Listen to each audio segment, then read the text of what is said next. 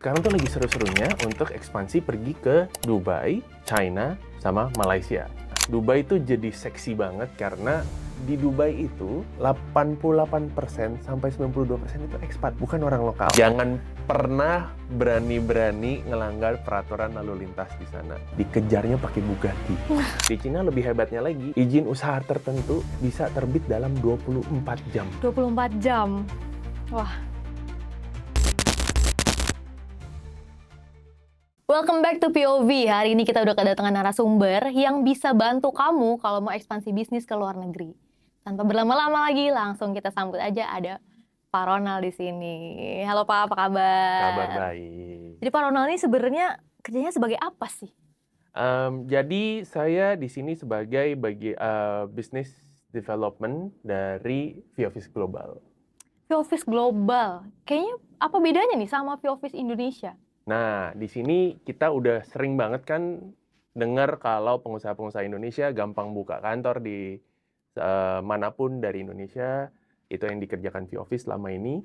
Dan sekarang dengan V-Office Global kita mau membantu pengusaha-pengusaha Indonesia untuk buka kantor di luar negeri. Tapi emang harus ya kita ekspansi ke luar negeri? Karena kan zaman sekarang kayaknya orang-orang juga udah support lokal nih gitu. Jadi kayaknya di dalam negeri juga oke deh. Kenapa harus ekspansi gitu? Ini jadi menarik karena dengan fluktuasi mata uang seperti ini, yang pemasukan penjualan yang tadinya mungkin $10 itu 150.000, sekarang jadi dengan keadaan kurs sekarang ini jadi 180.000. Jadi ada kenaikan sekitar 20%.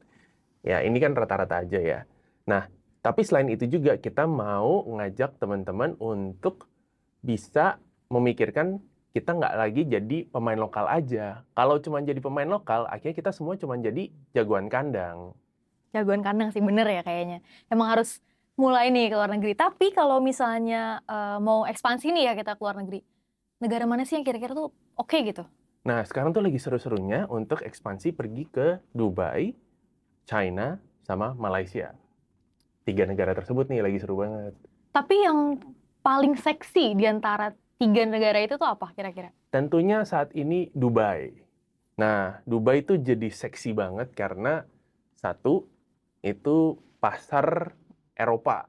Biasanya kalau udah masuk ke Dubai, untuk masuk ke pasar Eropa tuh jadi gampang banget. Terutama lagi dengan sertifikasi halal yang kalau sudah dapat di Dubai, itu masuk ke sertifikasi halal Eropa tuh jadi mudah banget.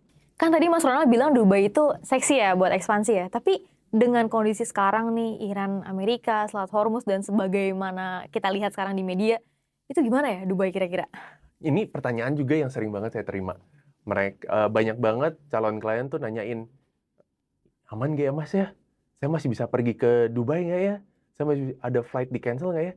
Sampai hari ini nih, sampai detik ini, aku baru cek sejam yang lalu, flight dari Jakarta ke Dubai direct pakai Emirates masih sehari 2 kali.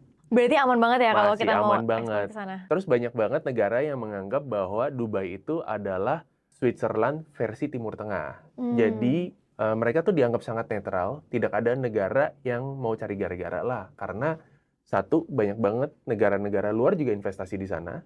Selain daripada itu adalah karena mereka netralitasannya mereka nggak berpihak pada negara manapun. Jadi mau negara-negara lain pada ribut, ya mereka nggak mau ikut campur aja. Ya udah, yang lain ribut, gue yang penting cuan ya. Iya. Ada nggak sih Mas fun fact soal Dubai gitu yang kita sebagai orang awam tuh kalau dengar langsung, oh ternyata Dubai tuh kayak gitu ya gitu. Ada nggak? Banyak banget sih sebenarnya. Tapi yang pertama-tama mungkin adalah bahwa di Dubai itu 88% sampai 92% itu ekspat, bukan orang lokal. Jadi kalau jalan-jalan ke mall, woro-woro di gedung perkantoran, itu dilihatnya tuh justru orang-orang mancanegara. Oke, jadi kita kayak malah justru ketemu orang-orang satu dunia kali ya di situ justru ya Iya, justru berkumpul. kayak melting pot gede banget kalau di Dubai jadinya sekarang. Oke, kan aku pernah denger nih Mas, katanya tuh kalau di Dubai tuh bahkan polisinya aja tuh pakai supercars tuh. Iya nggak sih, bener nggak sih? Itu bener banget sih. Kalau jangan pernah berani-berani ngelanggar peraturan lalu lintas di sana. Dikejarnya pakai Bugatti. Aston Martin gitu Iya. ya, Ferrari. Terus kalau masalah keamanannya nih Mas, di sana tuh karena kan ekspat ya, kita nggak tahu ya namanya orang dari berbagai macam negara. Aman nggak sih sebenarnya di sana? Beberapa tahun terakhir, aku tahunya negara tersebut tuh sudah zero crime. Salah satu faktornya adalah tentu karena hukuman di sana super berat. Di sana zero crime, di sini malah ada pocong keliling ya, bawa senjata Bawa tuh, senjata tajam, ngetok-ngetok ketok-ketok rumah orang. pintu. Tapi kalau misalnya kita udah punya halal di Indonesia aja gitu, kita masuk ke Eropa tuh bisa nggak sih? Bisa, tapi tetap harus melewati sistem sertifikasi halal yang punyanya mereka juga. Nah, biasanya pasar Eropa itu punya kecenderungan untuk lebih percaya kalau punya badan usaha yang didirikan di Dubai. Mereka jadi lebih gampang percaya gitu loh. Oh. Tapi terus kalau misalnya di Dubai nih Mas, kalau masalah, misalnya kita mau bikin perusahaan gitu ya di sana, bisa nggak sih kita nggak ada partner dari sana gitu, partner lokalnya? Jadi emang bener-bener 100% tuh punya kita gitu, bisa Nah, nggak sih? ini yang bikin tambah menarik lagi kalau ke Dubai. 100% bisa dimiliki oleh kita sendiri tanpa harus menunjuk orang lain ataupun yang sering dipakai istilahnya adalah nomini. Kita nggak perlu menunjuk nomini sama sekali. Di Dubai bisa 100% dimiliki oleh kita. Nah, tapi nih, ini agak sensitif ya Mas, yang aku Mm-mm. mau tanya ini. Kalau masalah pajaknya nih, oke kita kan tadi ngebahas kayaknya enak nih bisa ownership 100% gitu segala macam. Tapi kalau soal pajaknya, apakah di sana justru lebih besar daripada di Indonesia? Pemerintah Dubai sampai hari ini tuh masih memberikan pajak atas keuntungan. Beda dengan kondisi negara kita saat ini ya. Kalau segala pemasukan itu bisa dikenakan pajak dan dikenakan pajak. Nah, di sana yang dikenakan pajak itu hanya profit. Jadi setelah pemasukan 5M, mau pemasukannya 2M, tapi kalau ujung-ujungnya profitnya itu masih di bawah 100.000 USD kira-kira, itu pajaknya 0%. Bahkan pemasukan 100M pun, kalau profitnya masih di bawah 1,5M rupiah, tidak ada pajaknya. Tapi gimana dengan kalau misalnya udah profit di sana ya, kita bawa balik nih uangnya ke Indonesia, itu apakah akan ada potongan pajaknya atau gimana itu? Tentu masih ada ini diatur oleh perjanjian bilateral antara Indonesia dengan Arab Saudi. Nah, ini ada batasnya yang bisa dibawa pulang. Nah, tapi itu sudah dijaga banget oleh pemerintah Indonesia dan pemerintah Saudi sehingga kalau ada uang yang dibawa balik itu bakal diatur dengan baiklah oleh pemerintah. Dilindungi banget. Jadi kita harus invest lah ya di Ya, negara kita sendiri gitu. betul. Oke. Make sense. Oke, kita lanjut nih Mas. Tadi kan udah ngebahas Dubai ya. Tadi terus juga disebut negara yang kira-kira bagus nih buat ekspansi itu ada China nih. Kenapa nih China nih? Nah, Cina itu banyak banget yang mau ke sana karena salah satunya adalah teknologi. Teknologi, seperti kita tahu, banyak banget negara-negara di luar sana yang punya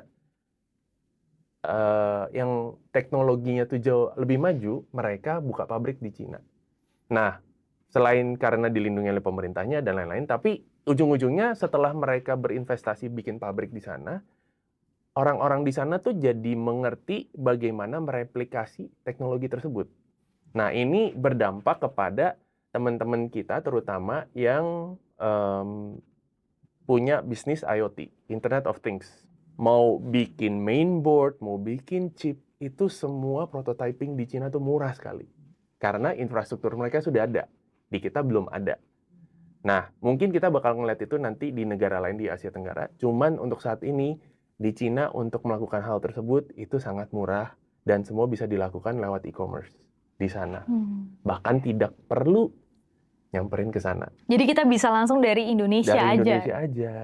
Tapi kalau masalah regulasinya, apakah rumit? Lebih rumit mana nih antara Indonesia dengan di China gitu? Lebih mudah mana? Di China ada ketentuan kalau bisnis-bisnis tertentu akan dipermudah licensing-nya sehingga penerbitan akta perusahaannya bisa lebih cepat. Tentunya ada bisnis-bisnis tertentu yang nanti masih membutuhkan ada nominis. Di Cina lebih hebatnya lagi, izin usaha tertentu bisa terbit dalam 24 jam. 24 jam. Wah, itu sekali merem doang udah langsung jadi tuh. Praktis banget ya. Kadang-kadang makan aja belum tahu besok mau makan apa ya kan. Itu udah Tahu-tahu jadi izin tuh. usaha udah jadi. Oke, lanjut nih Mas. Tadi selain ada Dubai, ada China, ada Malaysia ya. Kenapa harus Malaysia? Sedangkan kayaknya kebanyakan malah sekarang orang Malaysia datang ke Indonesia belanja di sini. Ya kalau mereka bisa ke sini, kenapa harus kita yang ke sana gitu? Nah, Indonesia tuh sering banget dirangkul oleh orang-orang Malaysia. Saya dulu sempat tinggal di Malaysia juga lumayan lama. Jadi tahu banyak banget tuh sebenarnya orang-orang Malaysia tuh belum tahu tentang hal-hal yang menarik ada di negara kita. Jadi daripada nunggu mereka yang kemari, kenapa nggak kita yang ke sana? Nah, Bener. contohnya sudah banyak restoran Padang yang buka di sana. Oh iya Contoh benar. saja. Karena budayanya dekat banget dan makanan Padang tuh bisa diterima dengan baik di negara Malaysia. Iya, bahkan ayam gepuk kemarin juga Viral viral di banget sana di kan? Malaysia Iya. ya kan.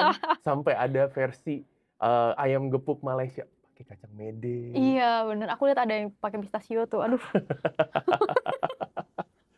Tapi mungkin juga kalau Malaysia karena marketnya 11-12 kali ya dengan di sini budayanya Iya. dekat, Nah, jadi lebih mudah. itu jadi benar sekali kalau itu adalah salah satu kelebihan kalau ekspansi ke Malaysia. Jadi style marketing, budaya kita deket banget, belum lagi sertifikasi halal sudah mirip-mirip dengan Malaysia. Jadinya apapun yang mau dibawa ke Malaysia itu jauh lebih mudah, jauh lebih gampang diterima oleh market Malaysia karena Oke. kemiripan tersebut dibandingin kalau kita pergi ke China mungkin ya, ataupun kita pergi ke Dubai. Belum lagi kemiripan bahasa. Iya benar. Untuk bisa ngobrol dengan orang Malaysia di sana, mau ras apapun, Chinese, Malaysia ataupun India, asal kita berkomunikasi dengan mereka dengan menggunakan bahasa Indonesia yang baku, mereka pasti mengerti. Jadi kita nggak susah lagi ya untuk Nggak susah language barrier-nya mikirin tuh. language barrier. Bener. Tapi ini Mas, kayaknya kalau buat ekspansi itu kan udah banyak banget nih ya, kalau misalnya mungkin di luar sana juga banyak nih selain Mas Ronald yang bisa ngebantu. Tapi kenapa sih kita kalau mau ekspansi bisnis tuh harus lewat Mas Ronald dan V-Office Global nih? Yang pertama-tama, tentunya karena kita adalah penyedia jasa kantor virtual terbesar di Indonesia. Dengan track record 14 tahun. Klien kita sudah bukan cuma ribuan, puluhan ribu. Dan tidak ada kendala, tidak ada keluhan sampai hari ini. Kenapa nggak cari orang lokalnya aja?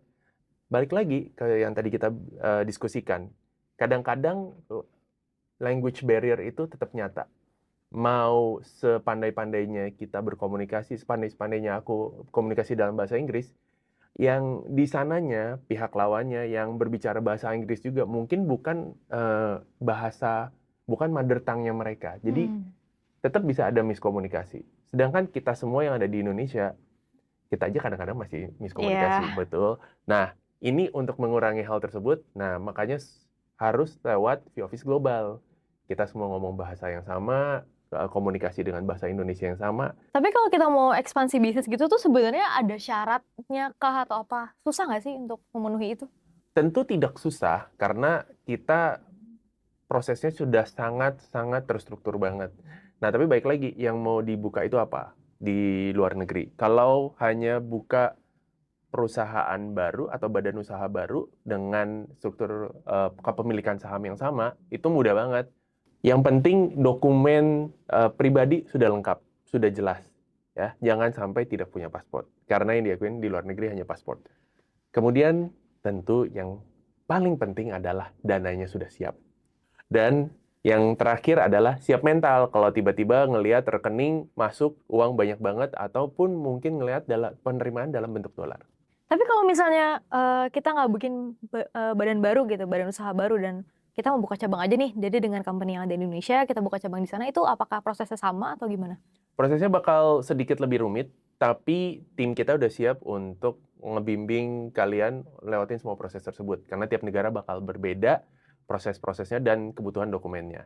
Makanya kalau ada keraguan atau masih mau bingung nanti buka apa, silakan konsul aja.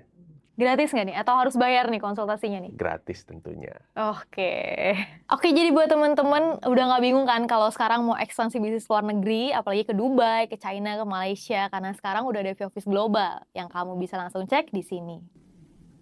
Kalau gitu, see you on our next video.